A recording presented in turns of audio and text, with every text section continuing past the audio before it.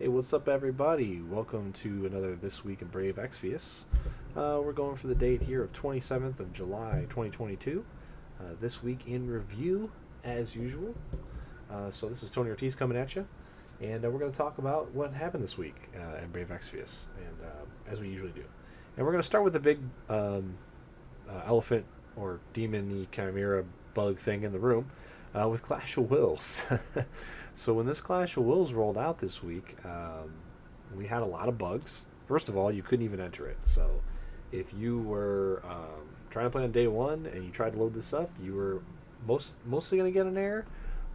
Pretty much, I don't think anybody could get in right away. And as this was a persistent problem, and the teams, in charge of these various things, realized this, they, basically made the decision to go, okay, let's shut it down, fix it overnight, and then hot fix it in with the tick over into the next day. So they brought it all down. They basically disabled this. You couldn't spend an orb, and that was that. So um, is what it is, right? It is now playable. However, it is still bugged. Yeah, there's gonna be a lot of bugs this week. You'll notice a bug theme to go along with the insect slash bug boss. So what happens is, as far as we even need to explain it, it's pretty rudimentary, but the boss has an MP mechanic where if he is at full MP when he enters a certain phase, every turn he will automatically KO one of your characters, and this can be provoked or so on. So um, but he has to have full MP to do it. So the idea behind the mechanic is you drain his MP as long as he's not at full MP. He doesn't auto kill one of your characters. Um, the problem with it is that whatever is checking for his MP value is broken. So the thing that's checking for the MP value doesn't correctly check for the MP value, and instead of it just never happening, it always happens. So even if you drain his MP down to zero, he will automatically KO one of your characters after you hit the first threshold every turn. So this obviously changes the strategy you have to use. You have to be casting re-raise on your provoker every turn to make sure that they're able to come back. And we're actually kind of lucky that he doesn't have like multiple abilities that KO, so that provoker won't get KO'd again. It still can happen, like if your provoker comes back and takes too much damage, that can still be an issue. However, it looks like at least the boss is not too much of a hassle with this. I don't really have any feedback from players that are like in the mid to high game or mid game yet. But this is pretty easily rank winnable if you have all the right units and gear. You just have to adjust and rotate in a re-raise on your tank every turn once you pass a certain threshold. So for me, last Clash of Wills, I was able to rank 1 for the first time. I had, and again, I'll remind you, I had a rank 1 on the Clash before that. However, I could not actually rank 1 it because I did not have the last EX star to be able to turn on the last modifier. So this is my second rank 1, theoretically my third. Um, this one was much easier than last month, which I think is a good thing. I think that a healthy rotation of very hard and moderately hard is a good way to have the game working. Although that is assuming that we don't get dark visions anymore. I think that the dark visions stuff is very good in terms of being the moderately difficult or easy mode, and if every Clash of Wills is hard and then dark visions exists or vision world exists in between and they're all easy, that's fine, and they're all farmable or whatever. I think that's a decent way to go. But since we didn't have dark visions this month, what we did was we had a dead week, and then we got another Clash of Wills back. And I assume this is why our rewards still haven't been given from the last Clash of Wills. So, in theory, they should be given out to us this week. I fear, though, that they won't be given to us until this Clash of Wills is closed. And I don't know if that's like what they're going to do permanently. Like, is it going to be you get your rewards the next time that Clash of Wills is closed or not?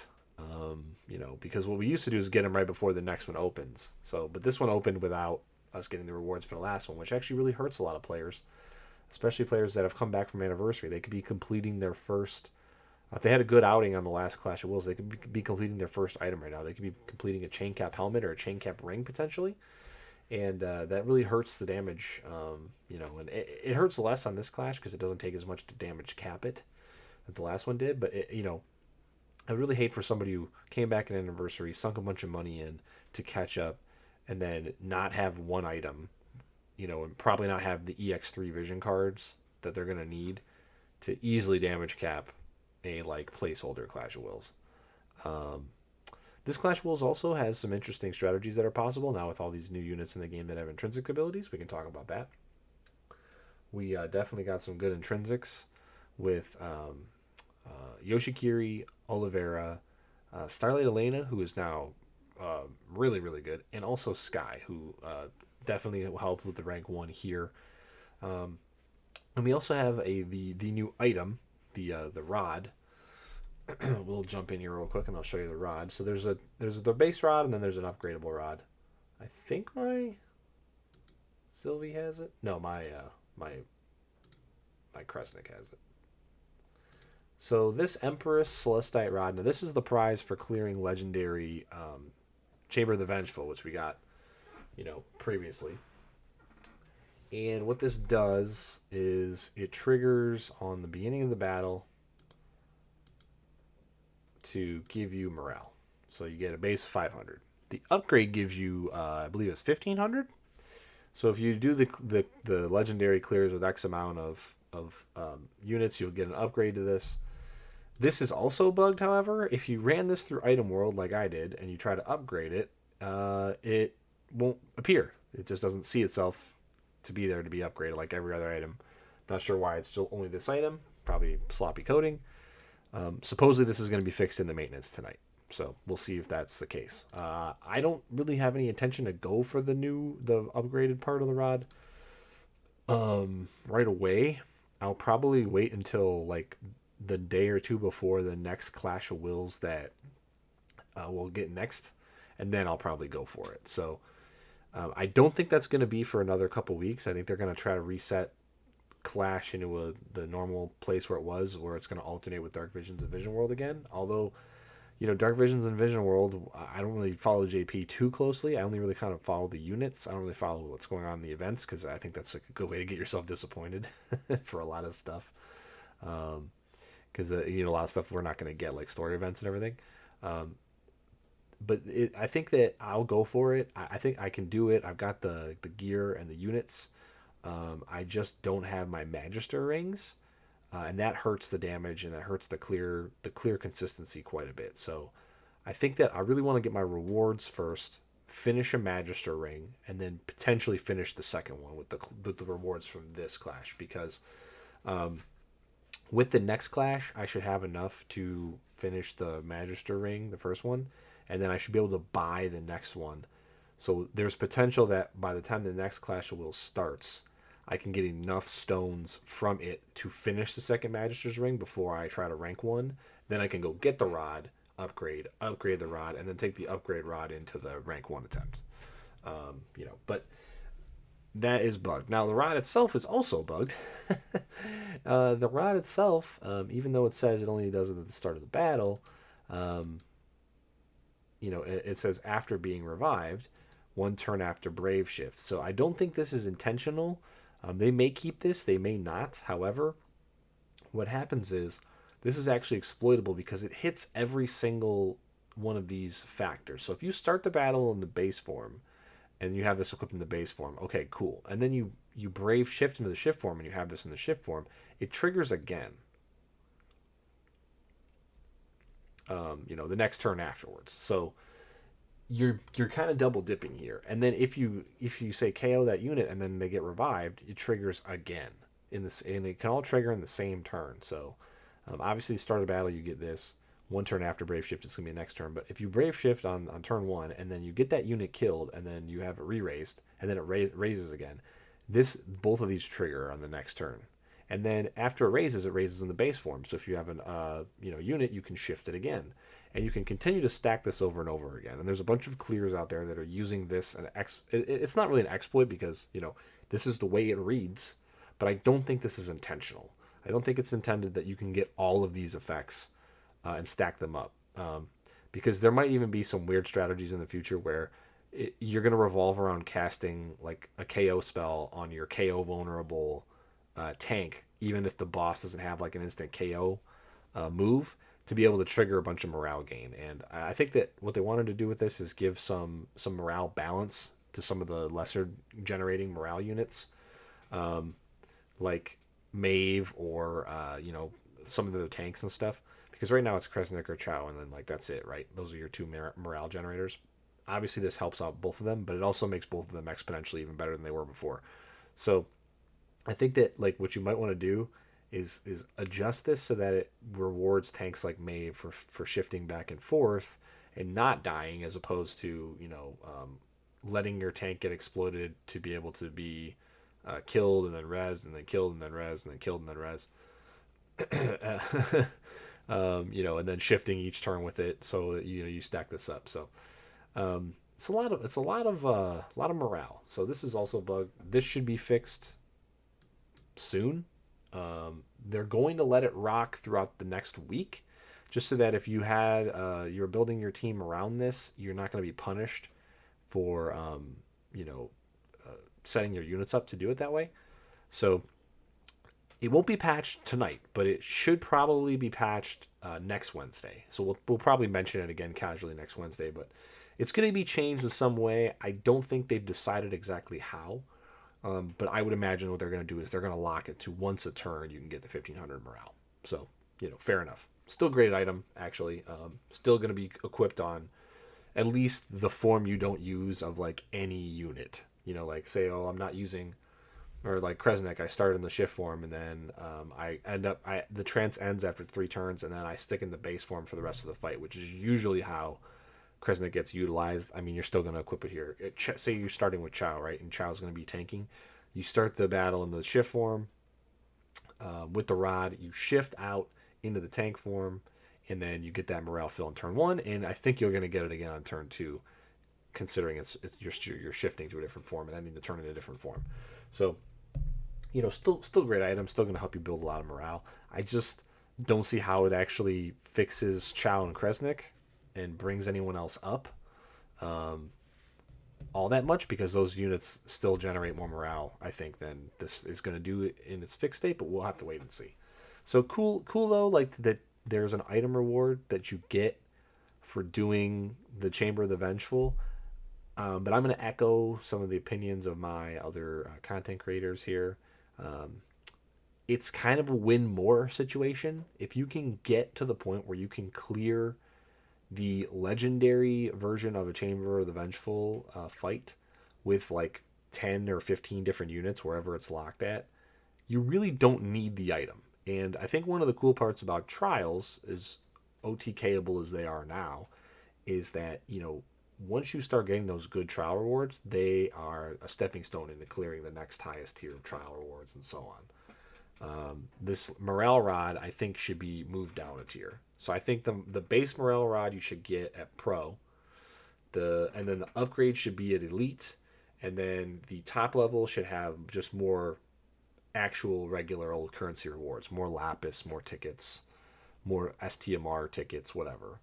I think they should move it down, just because, and especially to get it, you have to grind hard. Like you have to find a party that works with 5 units and then just rotate a 6 unit in, because it's not an easy fight, Chamber of the Vengeful. So some people have been discovering that. We didn't talk about too much last week because we didn't have a clash open, so you really weren't able to test this morale rod or how it was going to work. Now this week we've been able to, and it definitely seems like it's a win more kind of overpowered idea to have it in the form it's in. They're going to fix it, but it's still like, well, now if they fix it and it doesn't really do what it was intended to do, which I think was bring other morale generators up to the level of the 2 best in the game, well, then why do you lock it behind all the hardest? Why do you lock it behind like the hardest fight and then having to do that fight 11 times or 12 times or whatever it is? So that's a tricky one philosophically to understand. But yeah, let's talk a little bit more about the fight here. So we had this guy, John Hashvara. An interesting fight. I think the MP mechanic stuff would be a lot cooler if it worked. So maybe next week there'll be some cool extra clears that'll be possible because we won't be so reliant on the re-raising and over it again. It does have to be sealed with wind and damage every turn. As you can see there, it boosts its own defense and spirit if it's not dealt wind damage. Same deal with the attack and magic if it's not dealt earth or dark. There is an earth and wind weapon elemental on the same weapon, but it's an event item from a long time ago that I didn't have. So that's kind of unfortunate. However, you can always just have a couple sealers dual wielding one of each weapon. That's pretty easy to do. It's not a big deal. And you can also get it done with imbues. So there's some turns where you might want to use a unit that has a sealing weapon on one form to seal, but then you can imbue and shift them and then damage them with there and all that. The poison and drain MP is annoying, but it's totally dealable with, or it's easily dealt with. This is probably the proper way to say that. Not as easily dealt with if you don't have a bunch of Alphonse Elric TMRs from that last collab. But it's not as bad as it seems. MP regen is not as hard to come by anymore. You can, and if you really need to, you can put, you can run Item World and get auto refresh level 2 on weapons as well. So you might want to sacrifice 10 or 5% attack. That might not matter. Try to get yourself an auto refresh on weapons. That'll help you out a little bit. And then, might even free up that materia for different slots, depending on how much MP regen you can get, or, if that unit also has an MP reduction effect on it, or additional MP regen in their kit, or, so on. We talked about the instant KO already. That just needs to be fixed. But the really interesting part is the bottom line here. Vulnerable to blind. This actually enables a lot more clears with different tanks than you would think.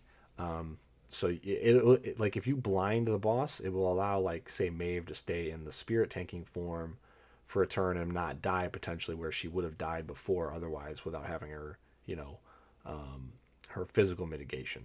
So, like, that's kind of a cool thing. I mean, we've had bosses like this before that have been vulnerable to a specific status effect. This one I think is implemented in a kind of a cool way because blind is related to, missing physical attacks. So that can be a lot of damage, especially on rank 1 attempts. So there's a really cool clear that utilizes the blind and also one of the new intrinsic abilities for Oliveira. I'd strongly recommend checking that out with Sinzar. I'll probably link to all his videos and stuff, of course, in this one. Because I did use his team. I used his exact setup for the first clear that he put out here, and the only thing I changed was I changed around some accessories because I don't have the Magister rings, and we're using a weaker version of a counter materia on Sylvie because I don't have Looming Wrath from the event that it came from. So we're using was it Sylvie though? Counterattacking? Yeah. So she should have... Yeah, I'm sorry. So in base form, she should have... I think it's proof of something. Yeah, proof of talent. So I had this on instead of Looming Wrath, which is a 40% activation rate boost, because that's, again, another event item I missed. And also, I changed some of the weapons around because I didn't have the wind and earth swords to seal with, so I used the paintbrush on some characters here. And this is interesting because this hits with every element but dark. And it doesn't really matter. If you're just using it to seal, you just make sure you have to hit it with earth and wind and you're good, right? So, but yeah, you'll see on some of my other units that have a seal on them. I have a paintbrush here because I had a second paintbrush, but then on Kaito I have a wind dagger and an earth dagger. Doesn't really matter what type of weapon, obviously, but and then I had to give him dual wield, so he has a Genji glove in base form instead of some other different accessory. So that's pretty much all that was changed. And then, yeah, I have a Magister crown instead of a Ruler's crown. And then here, I think his Jizuru would had a ring, Magister ring. So here I just, you know, he had Ruler's Crown, Ruler's Will. She does a lot of the damage in the burst phase. I just have these two attack items instead of Magister's ring and an attack item, and then same thing here. I think Kaito had a Magister's ring here, so I just had to adjust. I was still able to do almost 3 billion, so well over the cap that you need for the 2.5. And that was a bad variance roll. A good variance roll can get you an insane amount of damage. Like if you have both Magister's rings on and you've got all your stats maxed and everything, you can get close to 5 billion, if not over it, with a good variance roll. So it's very easy to damage cap this boss, where I think the last one is much more difficult. And this one doesn't punish you for going a little out of order as much as the last one does. You really wanted to hit certain thresholds by certain turns in the last one. This one, you're a little bit more loose. You can take this one a little bit more slow. You just have to make sure that you've got enough MP, regen to get to cast re-raise, and so on through that KO every turn. So, but yeah, this one was fun to do. I could do it again some point this week. Maybe I'll do one on Friday night if I bonus stream, or maybe on Sunday. Well, maybe we'll do one real quick just to kind of show you guys like what it looks like, and that'll be after the rod's fixed as well. So maybe I'll even go and get the rod. I don't know. Probably not. I'm probably not going to try to go get the rod without my Magister rings, like I said. But we'll do a clear because it's not necessary for this strat. So yeah, maybe we'll do a clear on Friday or possibly Sunday. So. But Clash, overall, I'd give this one about, I'd give it about an 8.5 out of 10. I think it's interesting. There's lots of different ways to clear it. However, I got to deduct a full point for the massive amount of bugs and the bug that's still not fixed, and the MP drain mechanic that we just ignore because we can't interact with it at all. And then I think it loses another half a point for the rod that enables all these other strats that you would want to use, but it's so weird that it's an item that you have to have a ridiculous amount of strength to get, and then it's also still bugged on top of itself to generate way more morale than it normally would be able to. So I'd rather have a fight where, like, using Oliveira or Louise or Starlight Elena or somebody is more relevant, than having it based around a gimmick and an item and so on. So, but yeah, one of the highlights though also is Sky really shine very brightly in this clash. Her base form sealing the boss, and and her LB being able to stack up, and then the new ability Sky High really showing how it can do really good work. Not on the jumps. I'm sorry. I wanted the killers. These killers are really nice, make gearing her way easier. So any boss that holds either one of the or any of these is going to be so much easier to gear for. So that's awesome. So I think overall, Clash, I give it about an 8.5 out of 10. Low damage cap requirements, really good. I think this one's much better to have for players who are coming back to the game, whereas the last one was super ultra punishing, and I don't think it was the best for players coming back to the game. I think this kind of lines up to the last Clash, sort of how Gloomwing lines up to Death Machine. I think the Gloomwing trial was a much better trial to get, much easier to handle for players who are coming back to the game from Anniversary and diving back in. And I think this is a dichotomy to that, like really punishing, ultra difficult to, heavy gear check to, multiple ways to do this, multiple unit combinations to get rank 1. Easier to hit damage cap, other things like that. So overall, I'm fairly pleased with it. Okay, let's move on. So let's talk about the new unit, Jizuru, as she is notable, and we're not going to have any units to talk about next week, so may as well talk about her now. Okay, so this is my raid party for tomorrow. I've already set it up, kind of. But let's just talk about Jizuru real quick. So, very interesting unit. Her stats are mega high. Her attack is super mega high. She comes with her own katana that's 10 points higher attack than most topped off katanas, and it gives you a couple cool abilities. I wish it would let me click. There we go. So built-in beast and plant killer, built-in 100% double hand, which takes her to cap, I believe. We'll verify that. And then instead of 500 attack, she gets 1,000, and it's only for her and her old form. But that's pretty much par for the course. So click off here. I don't believe I have. Yeah, I have 0 TDH on card. We'll talk about her card in a minute here. Or materia. And then you'll see right here that she is capped on TDH. So her katana caps are on TDH by itself, which is pretty cool. Yeah, interesting kit. Lots of cool abilities in here. Good passive. She gets killers to these 4 types for 200%, which is great. Another 1,000 attack, and then her normal attack actually will buff killer on all allies. Like, I don't know when you're going to use this, but it's just kind of neat to have, to think about.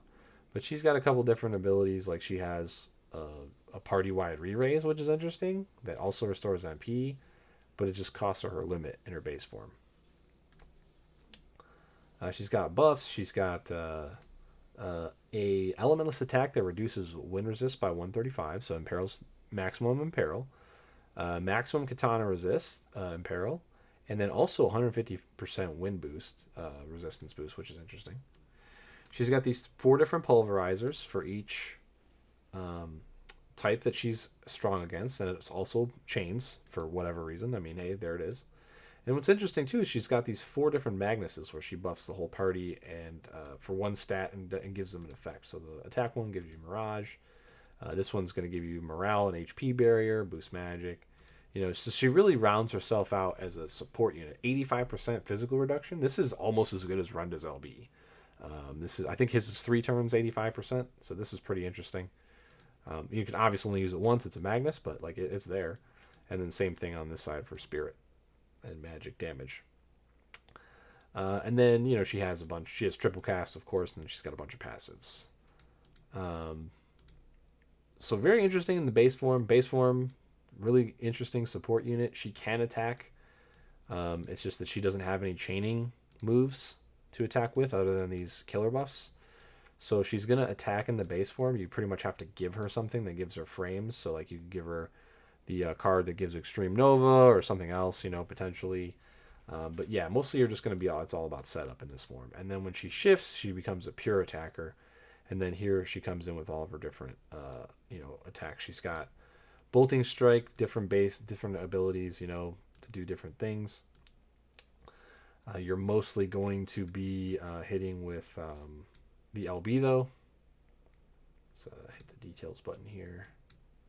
So you can just kind of see, like, this form, I don't even have her capped LB. There just wasn't space to get her all the killers that I wanted to get her, but if you can imagine her with 100 extra LB damage, she definitely is going to do some work. So her LB is not only good damage, especially based off morale, but it also gives evade, and it's a tag team chain LB. So and then afterwards it gives all these bonuses. So when you're done LBing with her, you can continue to press and do more damage using her upgradable ability here, which is the best Wind Imperil in the game that we have, I think, so far. Unless Sylvie does more. I don't know, maybe Sylvie does more. But she boosts her own limit damage. She fills off this, so she can LB every other turn or something like that. And then this does a bunch of damage too, as you can see. Goes up for morale, blah, blah, blah. She's just really, really good. I wasn't going to take her to 130. I actually didn't take her to 130 for my rank 1 clear. And then afterwards, when I noticed I had more than 10 Cactars sitting around, I took her to 130 because I think she's going to be doing a lot of work for a long time. The one thing you notice about her is that none of her attacks are actually locked to the wind element. So she has to actually imbue herself first, or get imbued, and then that's huge. One of the biggest things about JP and Global, the biggest differences in terms of just units, is that JP does not have a ton of damage dealers that aren't locked to certain elements. Might be 1, might be 2 or 3. But Global has a bunch of units that are not locked to the element. They can be imbued with whatever element it is, and that makes investing in them a lot more worth your while. So Jazuru is awesome. She happens to be locked, up onto a great card pull banner as well. That I did, of course. So let's talk about her card real quick, and then we'll talk about the other card. It's pretty good. It's got 50 to each stat. Well, that's whatever, of course. But it's got built-in guts and null stop, which is interesting. That means she doesn't have to equip a stop robe or armor, so she can always wear the ruler's robe for the maximum amount of attack there, or she can wear a magister's robe if you want to put the rings on someone else. So if there's a stop immunity, I mean, and built-in guts is cool. Again, this is freeing up accessory slots, freeing up materia slots for more stats, or more killers, which is cool. What's up, John? How's it going, man? And the last part here, 25% to every killer is not bad. I mean, this is never going to come up because there's never more than 2 types, I think, on any enemy. But what could be interesting is where you see some combination between her TMR and this to get you 50 to all killers, and you could go real hard in the paint and on those fights where there's multiple bosses, those trials, where you can squeeze some more killers out of this. And she also gets her 500 attack here, so she gets 2,500 attack just for wearing her card and her sword. Between the sword, the card, and her the ability that turns on her trust ability, so it's pretty cool. So that card's good. Let's see, do I have that other card on anybody else? I don't think so. So we'll just go straight to the card. Another great reason to pull on her, though, is there was massive incentive because she was on a banner that had one of the best cards we've seen in a long time. It was one of the ones we're showing the artwork for in the anniversary. So we've got the Lone Swordsman card here. You get all those pulls towards Jizuru. You get 6 of her tickets for pity, and you get 6 other coins for her shop. And she does have fragments in the shop. So if you go all the way on this card and get this card, not only do you get all 50 of her fragments with a coin left over, but you're 6 out of 10 to the pity, which is cool. So great banner actually this week for her. So you get the 100% attack and magic, attack and HP, which is pretty great, and then flat HP and flat attack, which is just overboard. For this is usually flat attack on the bottom. This is usually the bottom ability of a card by itself, which is pretty great. And then you get 200% killers and 50% LB just for free in the middle.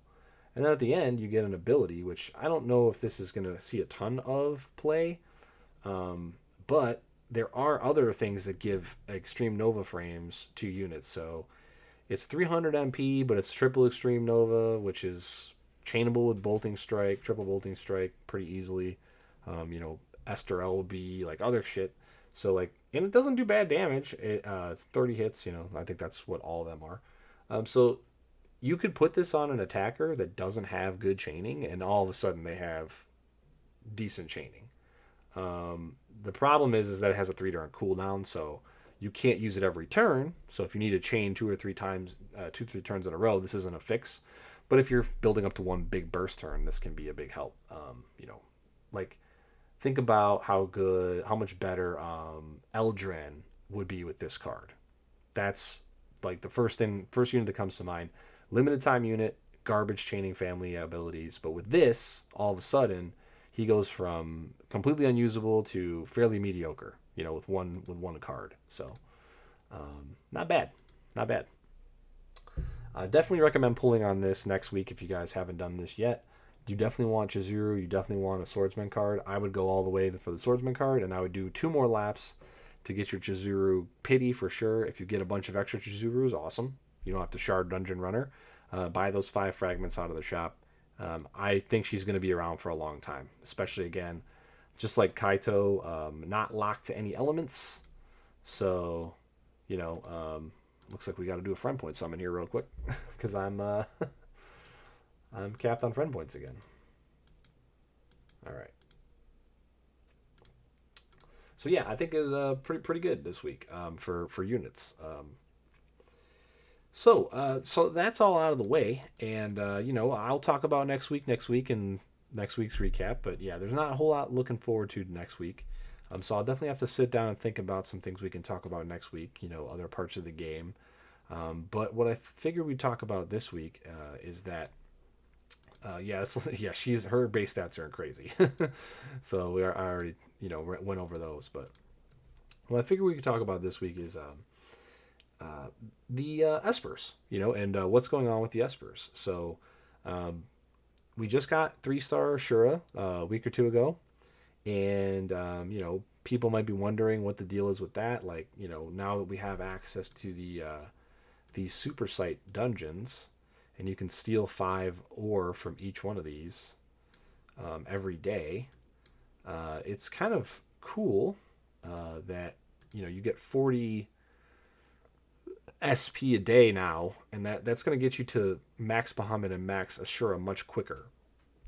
Then you'd have to wait for the EX shop to be refreshed every 2 months. You can buy I think it's like a 50 or 100 relics or whatever it was. You can make a decent amount of ore, but still really a slow creep.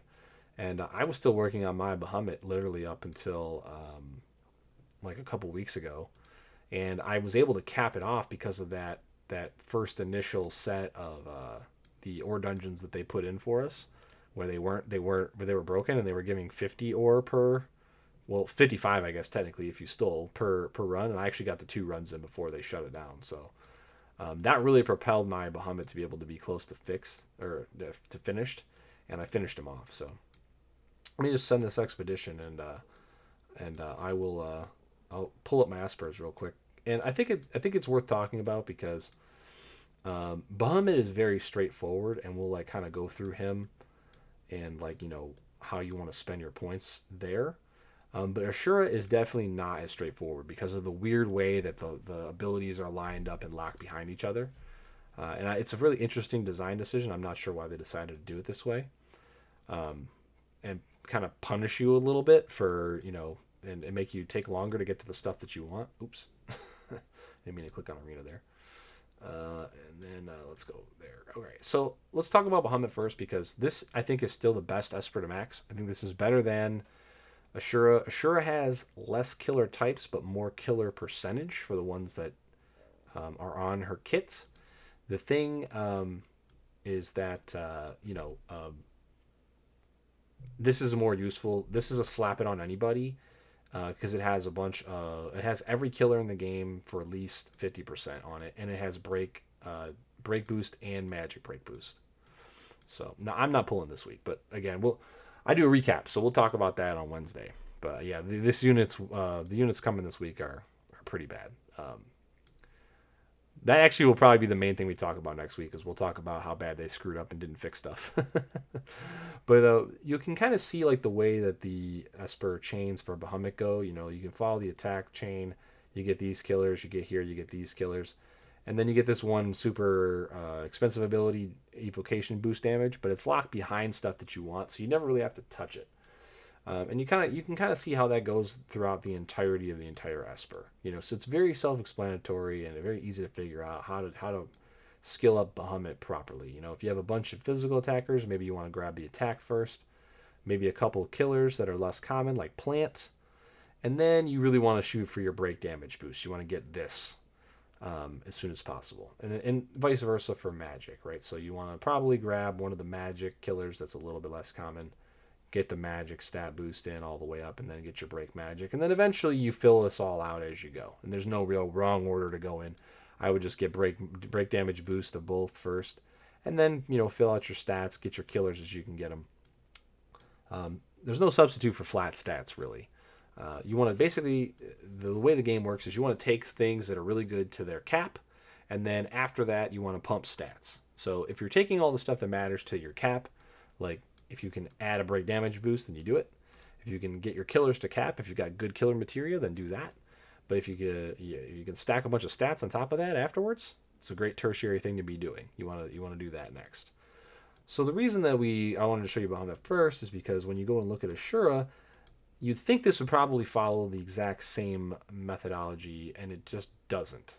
So you can see here, if you follow the attack tree here, HP, and then you have to go up this way to attack. So this is already going in a weird direction, and you would see this at level 2 as well. But then you come around here, you get to the Maneater, and then you go into the outer ring, which is what you unlock with the 3-star. You unlock this outer ring here. And it goes into this ST reflection boost that you didn't have to touch on Bahamut, and then into another ability where it's 25% human killer, and then into the big attack boost, and then into a magic undead killer. which is very awkward, right? So I'm pretty much going to pick up this and then the attack boost, and then I'm probably going to back off of the magic undead killer just because magic casters right now are they're stronger than they were after the variance buff, but they're not anywhere near as strong as our physical attackers that we have right now. Angela's pretty good. Oliveira's got a huge boost. Louise is decent now, but like again, two of those are element locked to a single element, and for their chaining and damage. And yeah, I don't know. I just don't think that you can bet on the next clash having one of those two, right? But with physical attackers, you can imbue them with whoever. So Kaito's awesome right now. We got Esther, we got Wilk, we got Jizuru, who's brand new, who's running around. We got all these great DPS units that are imbuable, and I think that, and they're all physical. And actually, now that I'm thinking about it, Louise does physical damage with her her casts anyway, so she's not even doing.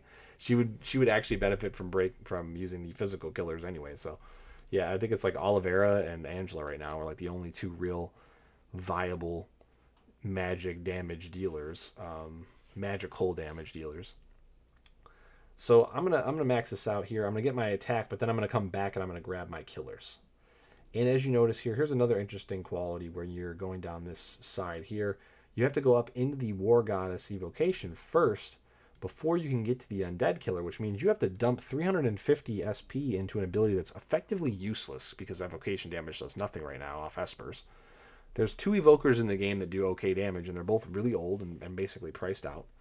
And I'm not sure why they didn't. I mean, I know this was already here from or I mean, like I know like they might have wanted to put it here for a reason. I don't know why they made it like this. I think they should have went from into mask and then around. They probably didn't want to put mask as a prerequisite for anything because you don't always want to be countering stuff.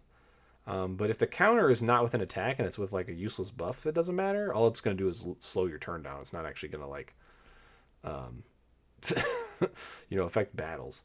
So this is kind of an interesting difference, right? So you'll notice that the War Goddess evocation and then this reflection boost are in your way as opposed to Bahamut where they're not. So the reason, again, not only is Bahamut a better farm, I think, because it's more flexible. It's 50 to every killer as opposed to 75 to 100 to certain killers with Ashura. But you don't have to waste any SP to get to any of the stuff that you're getting to. And since neither one of them gets a bonus from any particular type of war, it's all just generic. You still want to make sure you max out Bahamut first.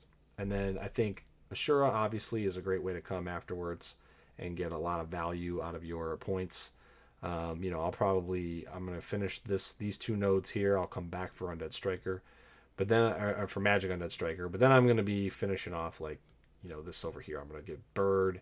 We'll probably grab M-Bird and the Magic just so that I can flex it over to my Magic damage dealers. And then we'll probably end up leaving this for the end, or the end of all the stats. So that's there.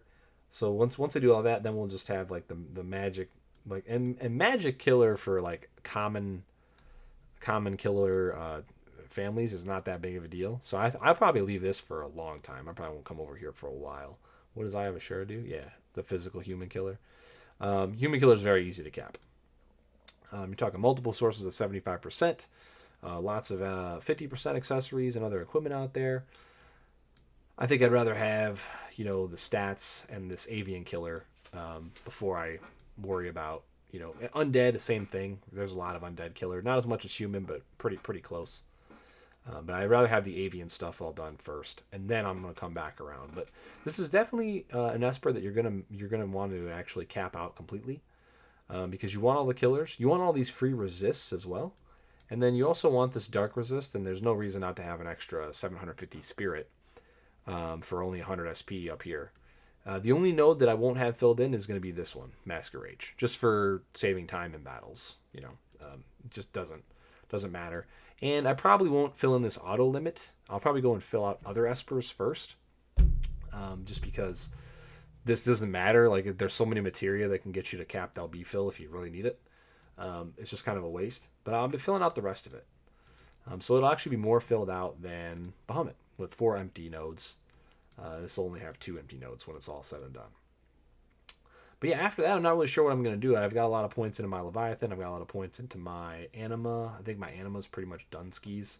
I'll probably go to Kokuryu, or uh, most of my other guys are pretty much, they have everything they need. They have all the castable spells and everything. So yeah, I'm not really sure what I'll do after that, but I'm gonna keep farming Super Sight. Not Super Sight, but Ore. I'm gonna keep farming Ore, and I'm definitely gonna try to max out all my Aspers. Just for funsies, right? Because you never know. One day they maybe will overhaul evocation damage, and it might be relevant. Who knows?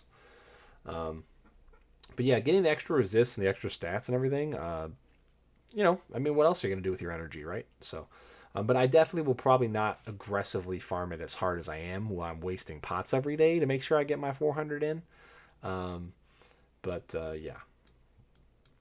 So, yeah, that's pretty much all that happened this week. Do we have anything else? I don't think so. It was just Clash, right? Yeah, that's it. Just Clash, and then we talked about the items. Chamber was already in. Um,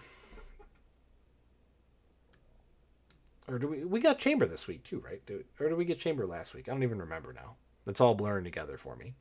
Um, but yeah, that's pretty much all there is going on this week. So it's a pretty short episode, not much to talk about. Um, but yeah, I guess we can open it up now. We'll just do some speculating, like what we'll think for the future. Next week doesn't look too promising. All there is an EX battle and a raid. Same old, right? So not gonna be much to do next week. I won't be pulling. The units are pretty bad. There's lots of problems with them. We'll talk about them next week though when we do the recap then. So I think Yigni will get a intrinsic ability. Probably he probably will. Global units seem to be who they're going to give this to. I don't know if they plan on doing it exclusively for global units, but it seems like the safe bet is going to be global units are going to get the the intrinsic stuff. So I would it's only global units so far. I think it's probably easier for them too, because then they don't have to worry about the game balance with JP units getting them. But you never know, like Gumi could decide to just completely change their mind on a dime and just start handing them out to like old MVAs or something. It's tough to predict what they're gonna do, because sometimes they do like the exact right thing, and then other times they do the most horribly I couldn't even think of anything that terribly wrong thing, right? So I think a lot of the casters need them. Like, so Igni's not alone. What's cool is that he's 2 elements, so getting one will make him more viable. I think what you will see for sure is you'll see holiday units get them as their holidays come back around. So I think that for Halloween, you'll definitely see Carton get one. I don't know what it's going to do, but I think you'll definitely see him get one. I think that Tiana will get one at Christmas time. And Eldrin too, probably. Eldrin and Tiana will get, they'll get intrinsics. But as to who's next, I wouldn't expect more than 2 a month. I think just getting four this month or whatever was an aberration. I think they probably wanted to launch 4, but with anniversary, but they couldn't get it all done with all the other stuff that they had to do. So they probably held 2 back and then put them out now. But we can just kind of take a look real quick at the units and try to maybe like rationalize it out here. I think, let's see, who's old enough to deserve one? Yeah, I think Carton will get one during Halloween. I think Ling should get one because she's still a great unit. She's a great unit, especially for people that are newer to the game. I think that if they're not going to make a new global tank that replaces Maeve needs one for sure, because she just doesn't tank on the same level as Runda, who's free, and Chow, who's ridiculous. And there's very rarely are you going to have fights where the defense and spirit alternates, where her shift is actually useful. I mean, she was incredible when she came out, but she's been power crept like to an extreme degree. But she's still a little bit newer than some of these other units, so I don't know if she gets one next, probably maybe November. I would say maybe a safe time to see Maeve get one. If again, if they don't put out an even better tank between now and then, that's G-Lex for Clash. I think we're gonna get a tank unit for Clash sometime soon because even though Chow's dominating, he's from February, and Rundo is free, and I think we're gonna get another tank that's like they might completely miss the freaking target with it, but I think they're gonna try to give us one, and it could end up being way better than her. So they might not need to bother with an intrinsic ability for her. I think when we get the War of the Visions collab again, I think Venera will get one because Venera has a 90% break, which literally by itself makes her relevant. She's not good, but she's relevant, and she's mostly dark element locked as well.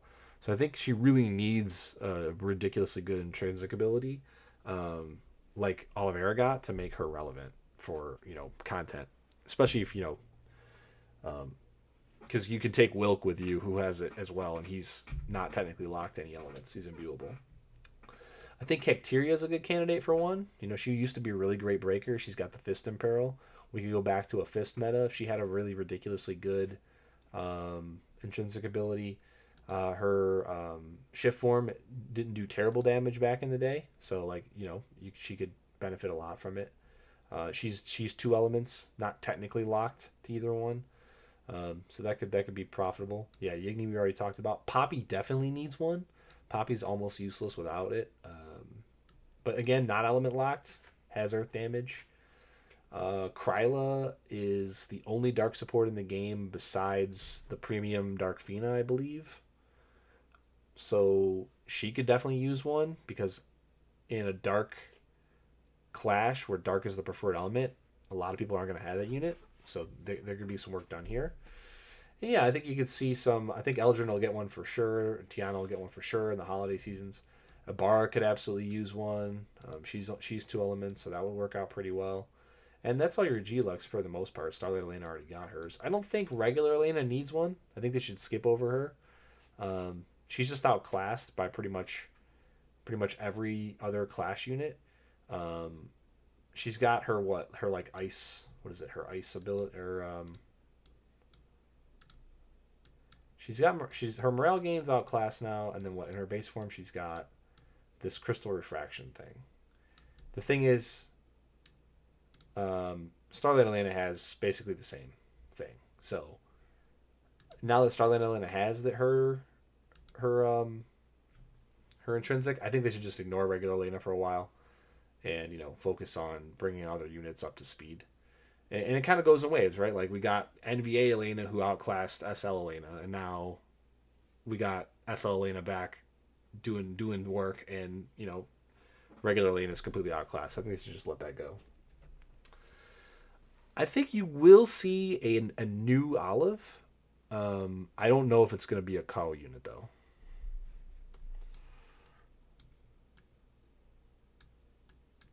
She might get an NVA as well.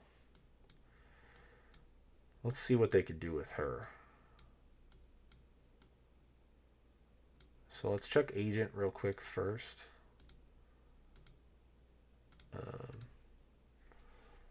Yeah, doesn't she have all these different... Right.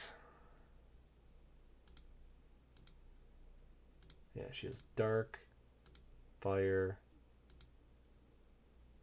this element inflicting one, which could be interesting for Clash. Cannon shot. What does this do again?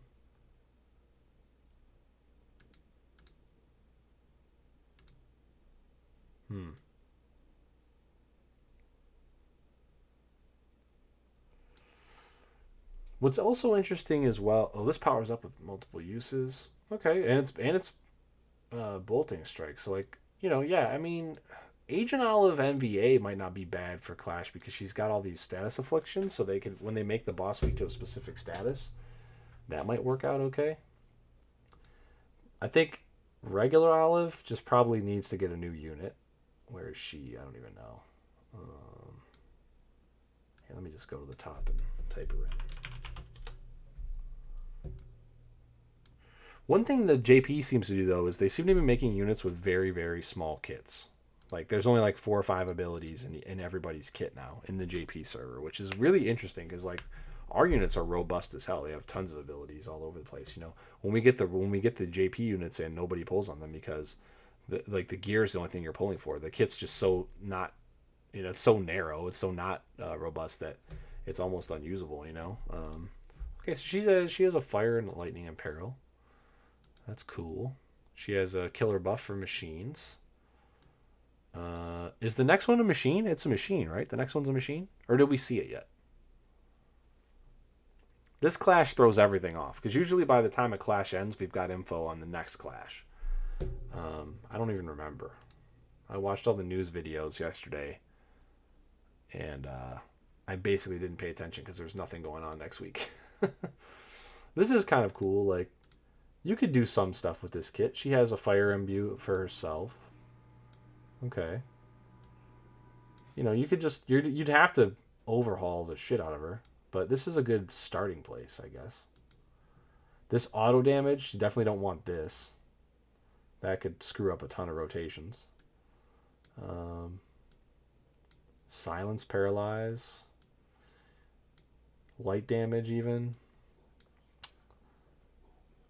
I mean, yeah, there's room for improvement here, I think. I think you could do pretty well with a new unit. You could kind of like make a new version of Olive for Clash and like sort of trim the fat and then you know, condense some of these abilities, but then also, you know, give her 2 elements to work with and so on.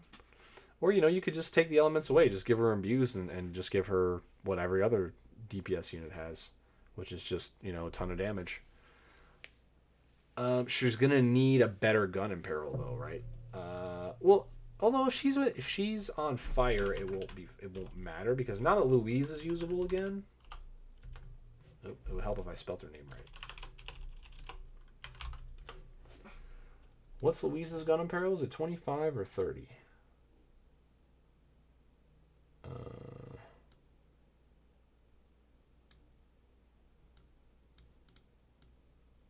I don't even remember what ability it's on.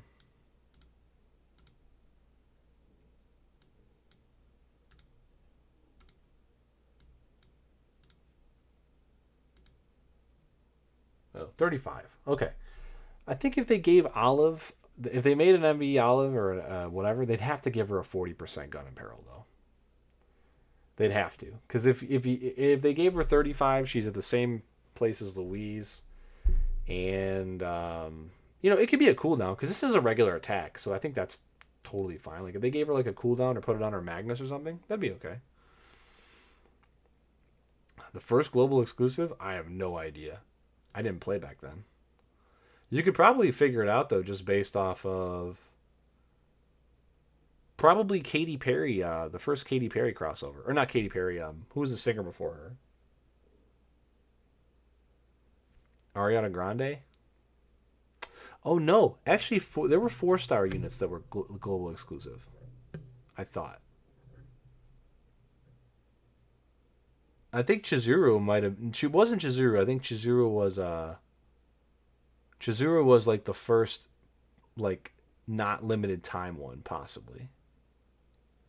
But there was an event. There was the first global exclusive event, and whatever came from the first global exclusive event was the first global exclusive unit in the first year, I think. I think the game came out in like the summer. So yeah, so the game for global came out when in June of 2016.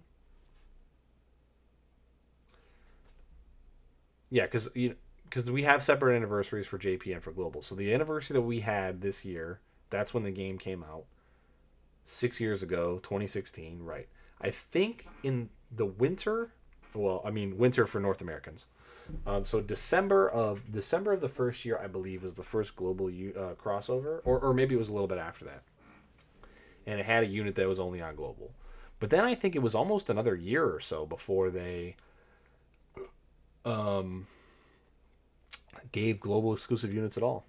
And I think Jizuru was the first 4-star base global exclusive unit. But on her banner, she might have also come with a 5-star. So maybe she's tied. I don't know. That's a question for the wiki, not for me, or like an OG player. You know, somebody's been playing for since day one. I mean, I think there's a lot of good directions for them to go in here. I mean, freaking Sukiko's never done anything in her entire existence, so like that's a decent option for an NV. Um, Zyrus, I think, is gonna get one. Um, I'd be very surprised if he doesn't get one at some point. Um, I think that a couple of these February units, the Valentine's Day / Chinese New Year units, will get NVAs this coming year. I think Mastermind Zahn should definitely get an NVA because he should be allowed to be in endgame content. And as it stands, you either have to do one or two things. You have to NVA Mastermind Zahn, or you have to lower the EX level requirement to be able to turn on all the mods in Clash.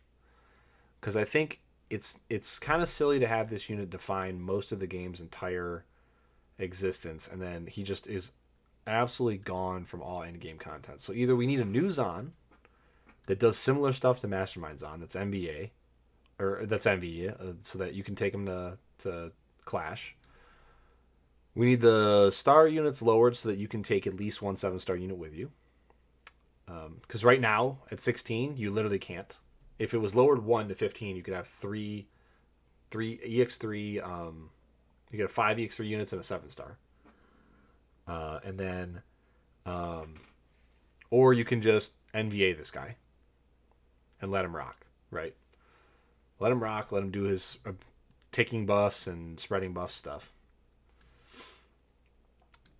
But yeah, I think everybody that's like of note besides like Tsukiko got their big NVA or NV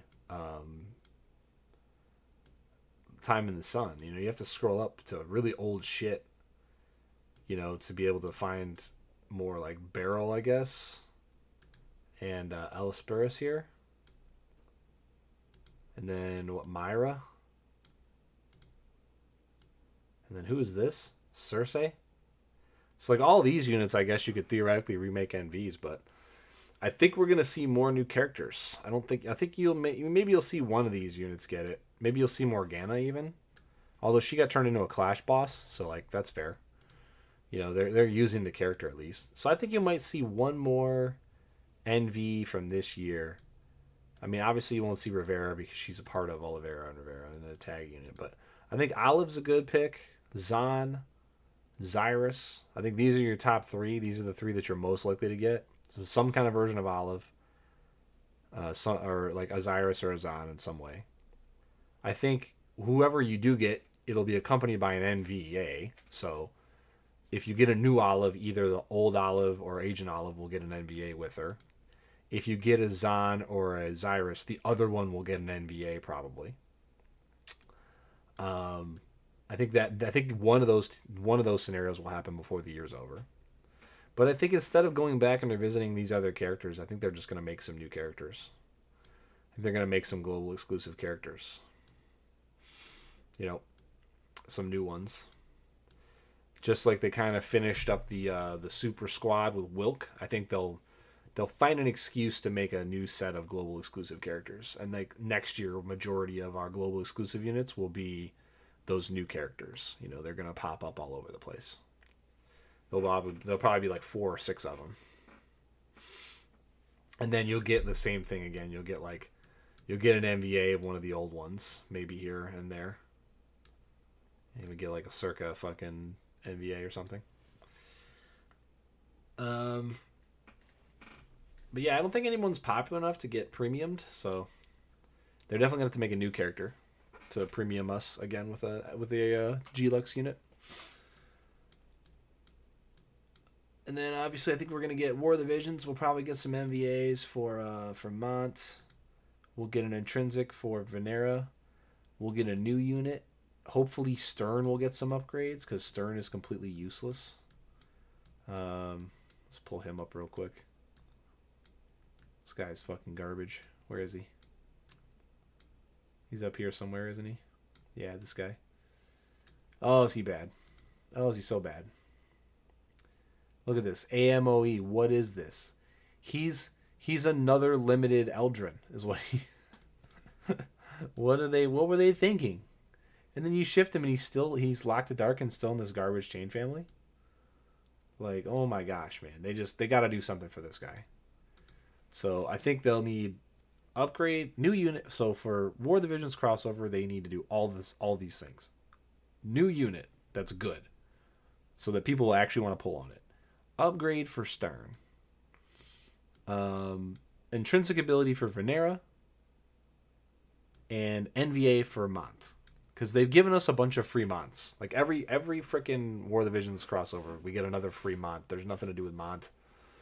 Just NVA him so we can break up our old Monts and I don't know, make him a mediocre chainer or something. So I think we'll see that. They need to go hard. If they want to actually pull people over to War of the Visions, they got to do some good work with these War of the Visions units that we're going to get. I think Nier will be a no-brainer. Like they're probably going to over-push the Nier units so that people pull on those. And they also got to make up for previous collabs where they really dropped the ball, which has basically been every single collab except for this one. That's But when's the last good collab? Tomb Raider last summer. Every other collab has been crap since, so they really got to push it. And then you got a few more Clash of Wills before the end of the year, and I think your Clash unit in October is going to be a version of one of the old Halloween units that's not Curtain. And I think Carton will get an intrinsic. I think in December you will get a new version of one of the holiday units as your Clash unit. And I think that Tiana will get an intrinsic. Or they might even get their intrinsics a little bit earlier than that, just to build up into that banner that's coming. So that when you pull them inside the banner for the new unit, you don't feel as bad because they've got an intrinsic ability and you've got probably EX3 coming to you, So that's all good. But yeah, I mean, there's not much else to talk about this week. So, we're going to do the normal thing where here on Twitch, we kill it and come back to cut this up real nice for YouTube so we can post it over on YouTube for anybody who wants to wax nostalgia and look at the previous week's info after, we're past it. And then we'll come back. We'll play some, let's see, we're going to do some more Mass Effect, right? Yeah, I think we're going to do some more Mass Effect. Continue that Mass Effect 3 playthrough that I started, where chat picked my class. So yeah, hold tight if you're on Twitch. Thanks for watching on YouTube, and I will put all the links and stuff to the 2 rank 1 clears I was talking about in the beginning. If you want to go check out those clears for this week coming up, and take advantage of that rod, take advantage of the new Jizuru strats and everything. You can go check out Sinzar. He's like the best creator. He won Creator of the Year again. He's the man. So go check out his videos. I'll put the links in the description, of course. I'm sure you probably already have his channel on speed dial, but if you don't, if you found this video some bizarre way in the algorithm or something, and you haven't checked out Sinzar yet, you got to go check him out. So, those will be in the description below. So thanks for tuning in, guys. We'll see you next week on This Week in Brave Exvius.